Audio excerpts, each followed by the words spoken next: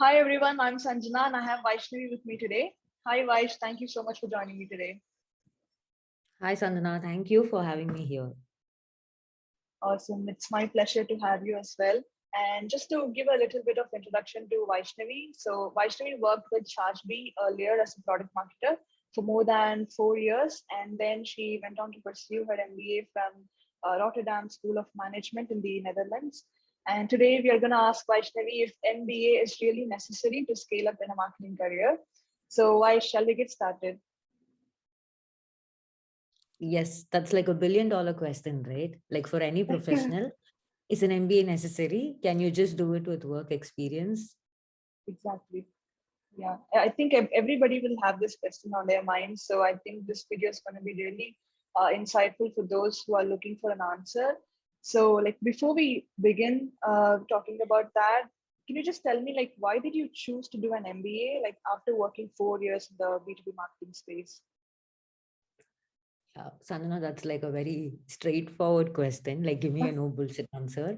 So for me, I had two or three components coming into the play when I had to make a decision. I was a very marketing-ish person. Like I was a very Okay, talkative person. I was good in presenting, evangelizing. right, But when I went to ChargeBee, I was mentored by one of the best marketeers in you can see in the world, Vikram Bhaskaran. He is the director of marketing at ChargeBee. And when you see Vikram in a meeting hall, when he's presenting an idea or we're brainstorming a solution for a campaign, be it anything, there was always this charisma that he carried, that there will be a story to whatever he's solutionizing, and there will be a nice. number evidence to it. So when you have a Okay, story properly tied to a number that gives you the proof or evidence that here's what is happening, here I give you the evidence, it's a data based evidence, and here is a beautiful story that I'm able to tie it along with, then you cannot go say no there. So usually nowadays the problem that we are facing is they all keep telling that marketing is storytelling, product marketing is storytelling. You don't need to be like you don't have to have all data but have a good story, but actually the secret sauce is to have a balance of a good story as well as being data driven. So for me, I was always a good storyteller, but this data driven angle I was slowly building in ChargeBee. But what I felt is, how do we have like an overview of how the whole corporate world works? Like, what okay, is finance worried about? What is operations worried about? How can we get like a bird's eye view, not go into the depth of it?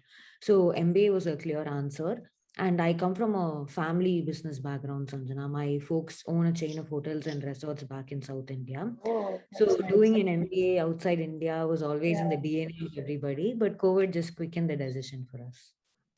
awesome, awesome.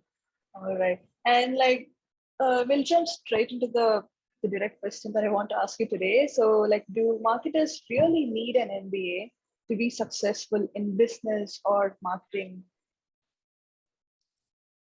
Sanjana, I've been taught some of the greatest hacks in the MBA here. And one hack is, if you don't know an answer to a question, say it depends.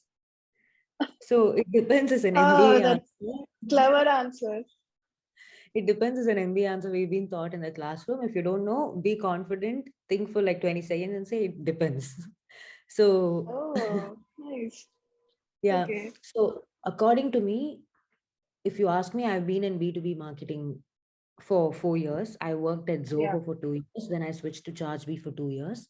And Okay. both the companies were different learnings. But for me, the main reason I came to do an MBA is because I wanted to understand how the world works, like how each other function complements each other. And in the overall world, what are the different things that moves that I need to keep in mind when I am managing a product. For example, how is the economics shifting in the countries that I cater to? Or what kind of changes are my partners, like the ones that I deal with in my ecosystem, are shifting? Are they making strategic decisions? Are they going to become a competitor to me, or will they just stay as my partner or a supplier? All of these things that change in the world as well as in each department, I wanted to see how they all tie together. But as a marketer, when I come into my MBA, there were some very surprising lessons or learnings that I will take away. One is I feel stakeholder management is very important for a marketer. Sanjana, from now I might throw one or two MBA buzzwords. Please bear No with me. problem. So Definitely. the reason I say stakeholder management is important is marketing is a very cross-functional Yeah. function. It's very dependent on all other teams. Like you would agree, because whenever we move out, we talk to design team, we talk to the sales team Yeah. and success team. That's where our Yeah. inspiration comes from. Even to design a Yeah. uh, sales enablement Yeah. PDF. If I talk Yeah. to a bunch of my sales folks, then I have like a brilliant one because these guys are Exactly. talking to customers and they know. So Customers. it's a very Yeah. cross-functional team. It is a very cross-functional career, and you learn a lot by osmosis. Like you observe what everybody else says, what other teams, other important stakeholders say, and then you become a very good marketer. So for me, like I was learning by osmosis, I was learning from all of these guys in my previous years of work experience. But after coming to the MBA, like I know the tactics to sit in a table and get what needs to be done from the other departments, though these things are not their priorities. So that is the Okay. stakeholder management that I've learned here. I will give you a quick example. In my previous company, we always had a product adoption problem with the lower priced plans. So people who were Okay. purchasing lower price plans, it was easy for them to churn because it's a low Okay. price Yeah. plans and you are not getting Exactly. the maximum value out of the product. And so we initiated a product adoption campaign. But the very word product adoption is so cross functional. It's not marketing alone. It has to be product, it has to be design, it has to Yeah. be system Life design. cycle. Exactly. All of these guys had to be involved. And I, leading the project, was not in a position to say, okay, this is what we are losing. This is the loss of value we are having from these lower price plans. This is a clear agenda of what we can do. And here's what's in it for you. Do I have your buy in? So a year back, I had all this in my mind, but I didn't have the negotiation skills and the negotiation power to sit and clearly, like very confrontationally tell them that this. But now I feel that I'm a 10x better in stakeholder management and negotiations. And for me, this comes from the MBA. So Okay. one, as a marketer, I feel this will take you to places because as you scale in your marketing career, you need to get people start to working for you, though those things are not the number one on their priority list. Number two, Sanjana, RSM, the Rotterdam School of Management, is very known for the diversity that it brings to classroom. Like I know diversity is a very buzzword. Everybody wants to have diverse people working for them or in their community. But here the great thing is they are working on how do these guys tap onto the value of their diverse classmates.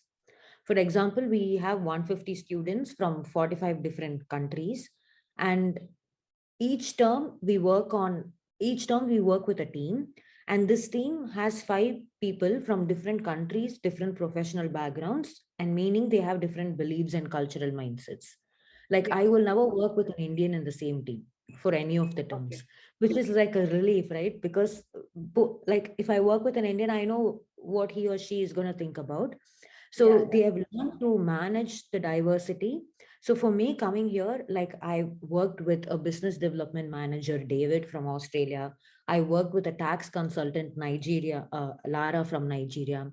So this is not something that I will get inside a work space like a company I Okay. go to, because here we are all working on a project, on a problem statement, but we are different professionals. So you bring each of your ideas into the table. Whereas in a workspace, it's going to be all of us, even diverse, but working on a marketing problem because I work for a Right. marketing team.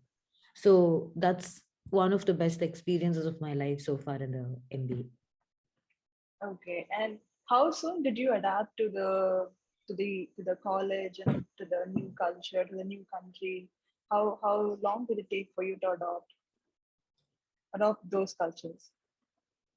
If COVID was not there, then I think it would have been a little more difficult because since COVID was there, my first 3 months went on online. Okay. So Okay. it Yeah. was Yeah. easy to see people via screen and get connected.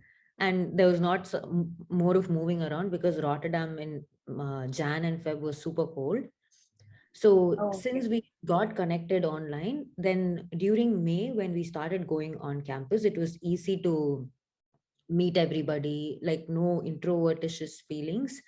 But for me, like I've always been a very social person, so Oh, adapting nice. was not tough, and getting along and understanding everybody was not tough.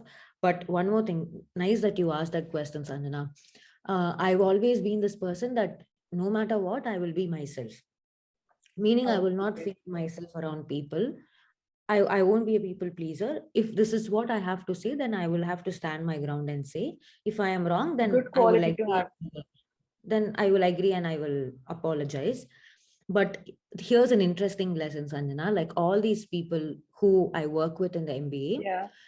like at least a handful of them have this knack to read the room and change accordingly. So when I change accordingly, there is a very thin line between changing your entire self and adapting yourself to the room. So Okay. like at any point you don't have to lose who you are, your values are, but you should know, you should have the trick or the tactic to adapt to the room.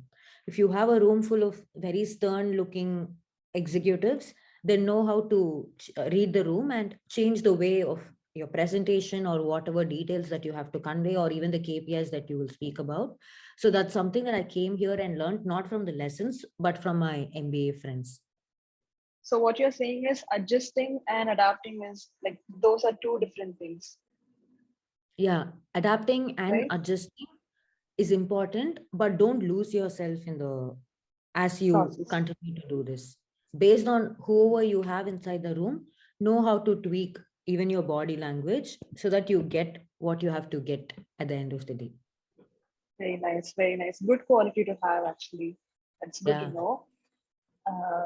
All right. And like what made you go to Europe and study? Like did like what made you go abroad actually from India?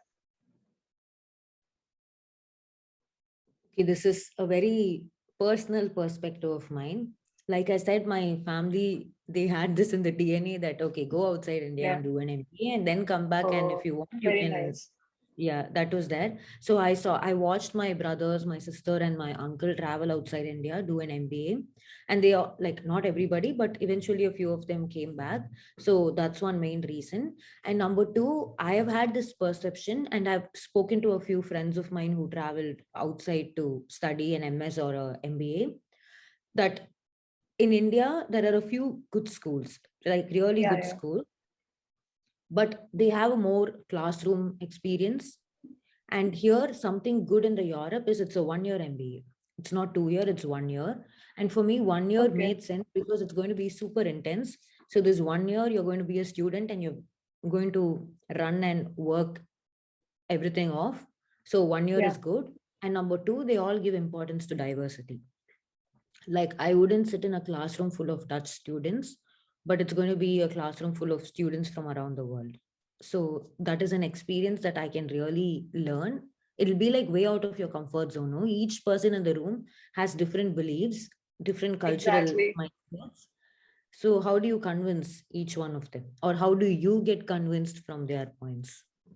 I think I need an MBA because I work at Leadfeeder and I have the same like I'm the same situation as you right now. But the only thing is I'm working in the company and you're studying. So I think whatever you're saying right now, I think it will help me a lot if I do an MBA. So I'll definitely consider that. Um, Definitely. Chandana, and if you're doing it in RSM, let me know. I'll get my commission from the university. is it okay? Okay, I'll keep you posted on that for sure. Awesome. Okay, so like when is the best time to pursue an MBA? Is it right out of school or after you work for a few years in a marketing role? I would strongly say after you work for a few years, like be it marketing or be it sales or whatever, but make sure that you have quite an amount of years of work experience. I would say 4 or 5.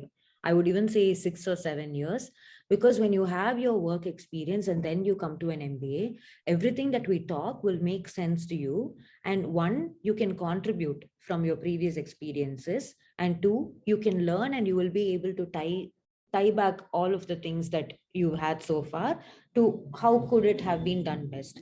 So ChargeBee has a great board member, Shelly Perry, and she's super involved and interested in nurturing women to take up leadership positions.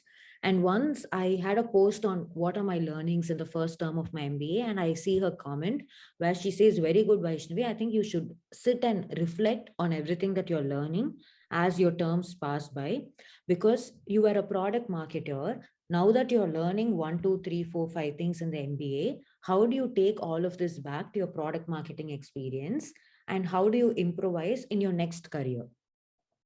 So this will happen Okay. only when you have quite some years of work experience, because you will know the things that you've done miserably bad and really good, and you will know how to better them with whatever lessons you're taking away from the MBA classroom. This is one. Two, you should contribute. At the end of the day, it's the stories that you speak out and everybody else speaks out that you will learn. And whenever you have this situation in the future, imagine you will know how to kind of tackle it. So having good years of work experience is really Okay. important. Okay. Okay. And like, is it okay to study MBA in correspondence, or do you advise us to go to the college to study? Like, which is best?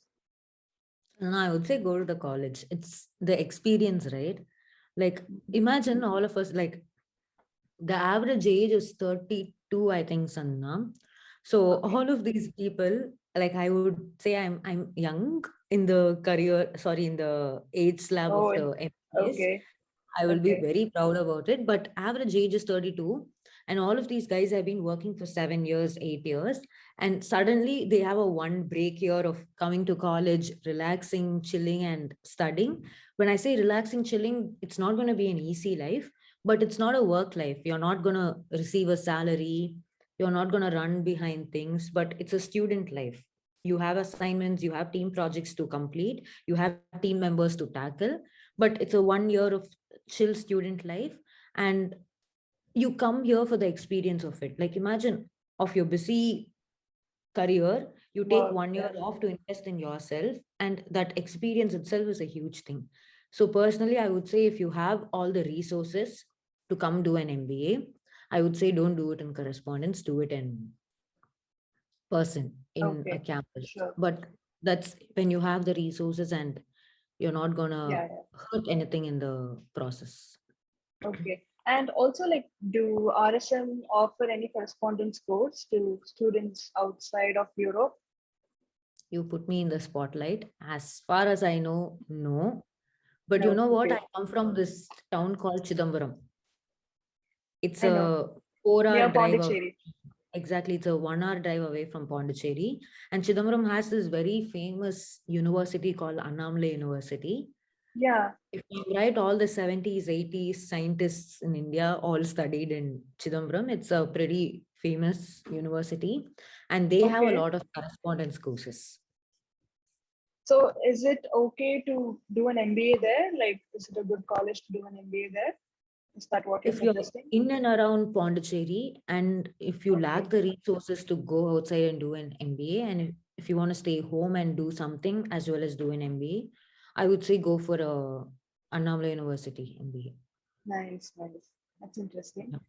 All right. So, so tell me, like, what has changed after the MBA for you? Like, how are you approaching marketing now? Because I see that you're also a consultant for a company called Cook, right?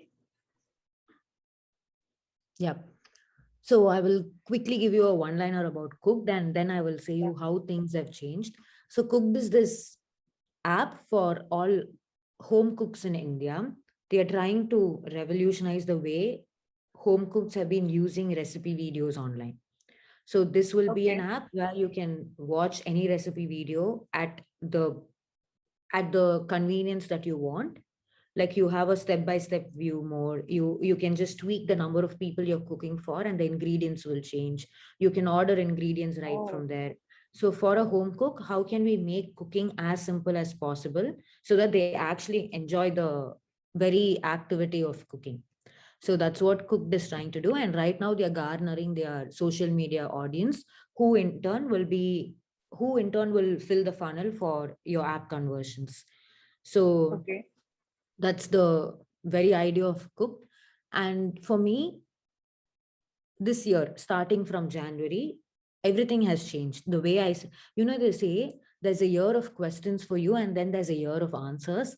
For me, this 1 year, starting from 2021 Jan, has been a year of questions, because you've always Oh, been okay. thinking that this is how things will work, and then you come here and your assumptions are broken and like, okay, how things work, okay, why are we doing this? So my perceptions have changed completely. But especially with marketing, Sanjana, one important thing is, I always used to depend on my gut feeling.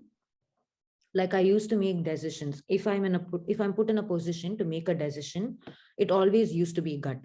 Like, if I had references from what previous teams or previous companies had done, then they were like base references for me. If not, I always used to go with gut. But right now I'm in a position where I have a 60% of evidence based and 30 to 40% of gut. So this very idea of bringing in evidence, like this evidence need not be number, this evidence need not be just numbers, it can be any references, it can be validations, it can be a clearly defined problem that someone else has already tried to define. So all of this are evidences that you have to whatever problem you're trying to solve. Would you agree that at the end of the day, it's just many problems that we are trying to solve? Anything that we take True. up is a problem that we're trying to solve. So for me, True. after the MBA, my route is not to be gut driven, but it's to be evidence based, like make decisions based on evidence. And when I have this change in mindset, I bring in a lot of things because I need to have that evidence I'm talking about. So this is one Okay. important change that I've been able to see. And number two, Sanjana, so when I say problem, everything that we're solving for in our life, in our company, are just mini problems or huge problems. The most important part of you solving something is to have a clearly defined problem. And that's a mistake a couple of my friends back in office, back in all the offices, are still making, because we immediately True. jump to, let's say my boss comes in and says, the bottom funnel leads are not getting converted into sales deals. So Okay. immediately I think of solutions. Okay, Exactly. what else can I do? I should generate more content for bottom of the funnel and give the CTA as convert, or I should involve more salespeople coming in so that they can quickly convert and immediately talk. My brain is tuned to jump right into solutions. But here what I learned is no, 10% only is solutions, 90% is defining the problem. Meaning, understand and understand the situation that your director of marketing is explaining to you. See where the gap is. If he's saying something about BOFU leads not converting into sales leads, not converting into sales deals, then Okay. understand where the gap is. What is the current number? What's the number we'd like to get to? So that's the gap. Now, what are the root causes coming in? Why is this not happening? And is there a symptom to this not happening? What are the complications that you have to face because of this not happening? And then you come up with a problem. When this happens, you are not biased based on your solutions. Your mind does not jump to solutions and then defines a problem, but instead you are defining a clear problem. You're sure that this is the problem that X company is facing, and then you come to the solution generation part. Now, this change in mindset, Sanjana, has it's there in every part of my life now. It's not only professional problems that we solve, but personal problems as well. This is to not be biased in anything that we do, but clearly understand what are we facing now, and then you think about the solution. So these are two major drastic changes that I've seen. And then there Awesome. are a lot of personal values and all of it.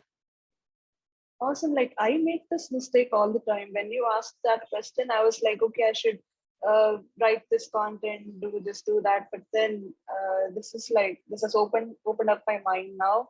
I think I'll have to change my mindset going forward. Thank you so much for giving me that. No, I'm glad. Um, okay. And like I have like two more questions for you. So one is like coming from a marketing background, were there any skill sets that enabled you to stand out from the crowd in your MBA studies? Definitely, Sanjana, this is our time to shine when this question comes up, because one thing that I've been surprised is, like, you can come from different backgrounds. Like, when I say different backgrounds, let me tell you what they are. We have people from supply chain, we have people from operations, we have people from sales, marketing, business development, we have people from finance, and then there are consultants who come from different backgrounds that I mentioned now. So it is very surprising to see how people can come from different professional backgrounds and have brilliant ideas, but if you do not have the knack to communicate it to a room full of people, then your ideas get lost. And that's like a value prop of marketers. No, give me any idea. If I see myself aligning with it, and if I believe that that idea actually changes my customer's life, then I will sell it for you. I will be a Steve Jobs and I will sell it for you. That's our very value prop, right? So I have seen that work here, Sanjana. Like, if you have if even if my team has an idea and we are competing with other teams, being a marketer and being very natural with presenting and reading the mind and conveying your story, tweaking your story, having a very crisp story, all of these skills have helped me stand out in the crowd, because not everybody having an idea can present it, can convince Exactly. people in the same way. That's a real So challenge that most of the Indians have, I guess, in my opinion. yeah, Okay. so that's been surprising. Like, you come to a global MBA, you would expect everybody will be rock stars here, but it's only that the stark difference I see is the way you communicate and express your ideas. Marketers have a upper hand. So that's where you're saying that you need to have this balance between story and data. When you talk about communicating something, you need to have the balance between story and data, right? Exactly. Okay. Like, you've connected the dots really well, especially if you're inside a boardroom. When would you be able to convince them? When you have the right balance. And one other thing, Sanjana, marketers are very innately creative. Like, we come up with creative ideas, we like to have Exactly. out of the box thinking, so that's also been a difference here. But everybody else in the MBA is trying to be creative. Like, the MBA has broken their inhibitions, that as far as you can think creatively, think, then you come back to the table and see, can it be implemented or not implemented. But don't inhibit your brain saying that this is where the solution should lie. Oh, okay. Okay. Got it. Yeah. All right. And so sitting in a room with diverse classmates from different professional backgrounds, so like what are some interesting like perceptions you have learned about marketing in the last 1 year? There have been two kinds of people. One side of people saying that no, marketing is just a cost center function. You guys print swag, you guys come up with cool social media posts. There has been that. But after we had our marketing management, sorry, you Are had, those people who are studying MBA? yeah, yeah, People who tell that. Really? exactly. Yes. Okay. And then you have Okay. to tell Okay. these people that no, this is not marketing. We are like one of the revenue generation functions. And luckily, we had a marketing management course in term two, which I believe broke all these shackles that people had in mind about marketing. And they realized how important marketing contributes to revenue, and how important it is to carry a brand. And this brand is going to bring in the cash for you. For that, marketing is what you need, that feeds the funnel. So after that course, I think people who had that perception about marketing changed.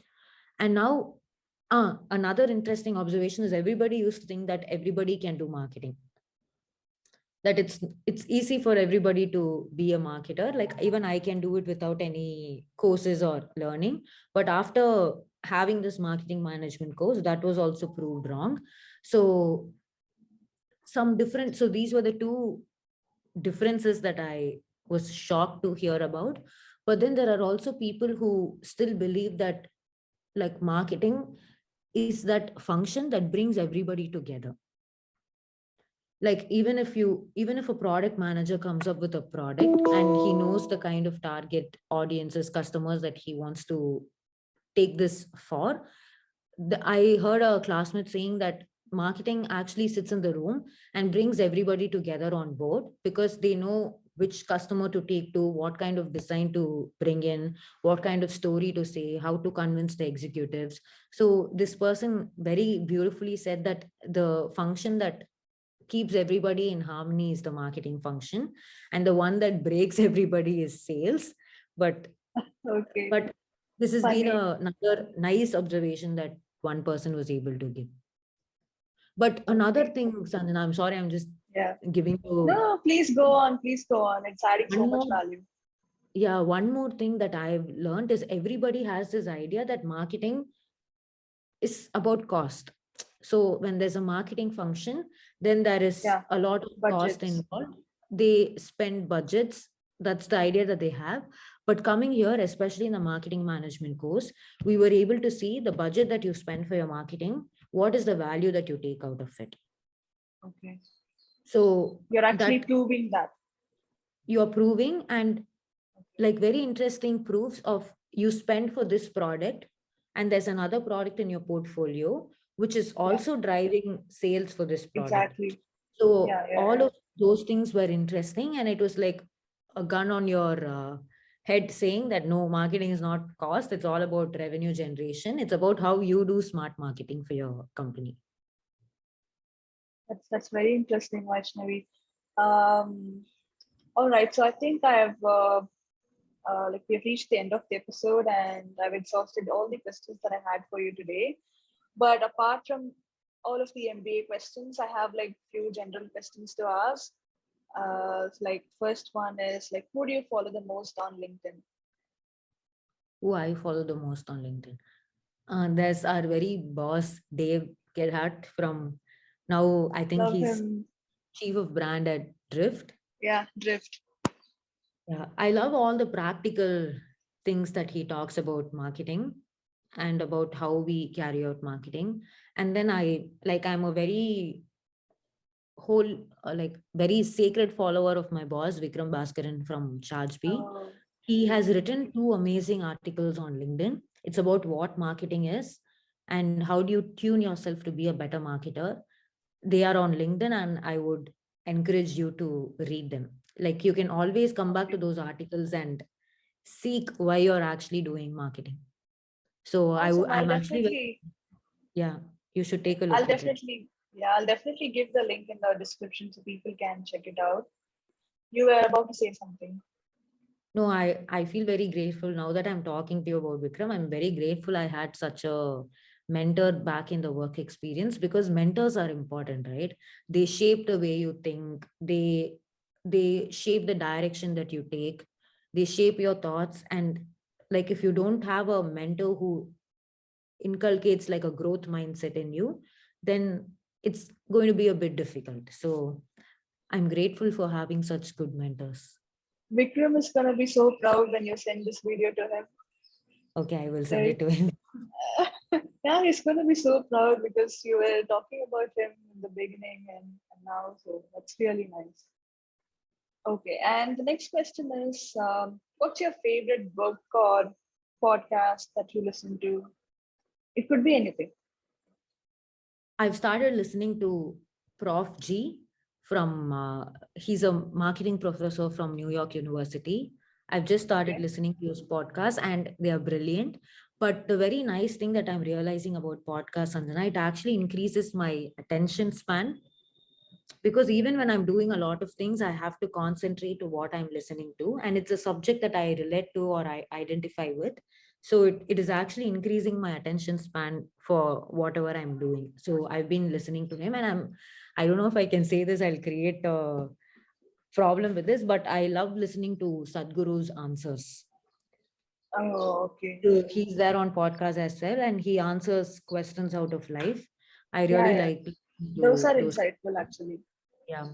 And then right now I'm reading Lean In, last chapter of Oh, Lean In, and it's one of the okay. best books I've read so far.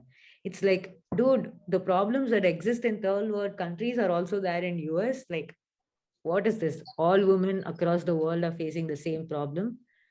So lean in. Yeah. Sheryl Sandberg, right? Yeah. Okay, I think I read this book 4 years back. Now, if I read it, I think I'll make more sense because 4 years back I was not very mature, but right now I think I am. So if I read it now, I think it will make more sense. I will tell you when you can read it again. If you're planning to get married, read it 1 month Oh, before okay. and have a Is it? healthy Okay. conversation with your fiance. Oh, that's interesting. I'll definitely do that.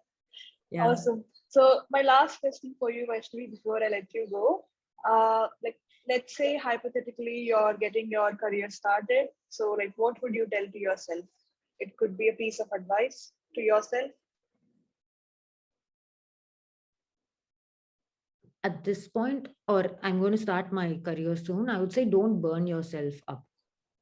Don't overcommit to too many things. Pick 1 2 3 things that actually align with your goals for the future and align with your values personally, and then do your best in them. Don't take up too many things and fuck all of it up. That would be my Oh, thing to myself, because I know what I've done in the previous years and I don't want to do it again. awesome. That's good advice. Awesome, Vaishnavi. Like, thank you so much for spending your time with me today. You were so natural, and I loved your energy and enthusiasm throughout the conversation. So I'll give all the links that you mentioned in the conversation in the description, so people can check that out and people can connect with you later. I'll give your LinkedIn profile link as well. It was nice talking to you, Vaishnavi, and talk to you soon. Bye bye. Thank you, Sanjana. Bye. Have a nice day.